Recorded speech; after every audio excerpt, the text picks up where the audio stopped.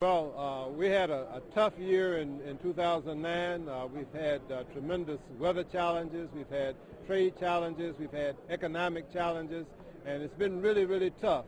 My heart goes out to farmers because they are really gamblers in a sense, because they've got to depend on so many things that are beyond their control.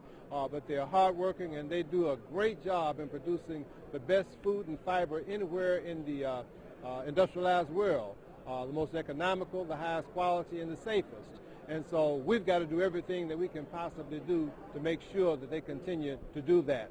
Now, with respect to next year, I'm expecting that we will try to work hard to get the trade issues worked out so that we can export the agriculture that we produce here in southwest Georgia, and in the United States.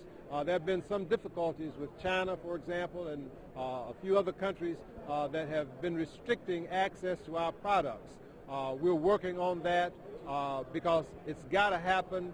The pecan industry, for example, the peanut industry, need to be able to have access to other markets just as we give access to their markets.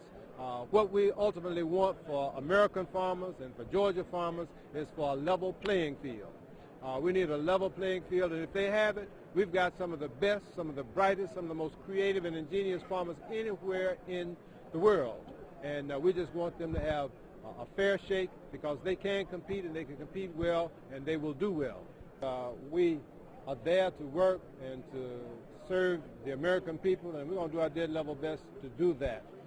Issues like cap and trade that are so controversial and so difficult, climate change is really how it's properly identified.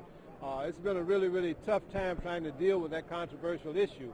As the bill was developed in the House, it was not agriculture friendly. And so Colin Peterson, the chairman of the House Agriculture Committee, and a number of us in the Blue Dog Coalition fought to stop that bill or to block it until some concessions were made and some agriculture-friendly provisions were put in there. We were not able to get it to our satisfaction, but we got a lot of things that would give some relief from the burdensome aspects of the bill to American agriculture and to Georgia agriculture. That was good, but we also knew that if we could get it out of the House, away from some of the people who had drafted it, and into the Senate, that there were people in the Senate who were much more reasonable and whose views were much more consistent with ours.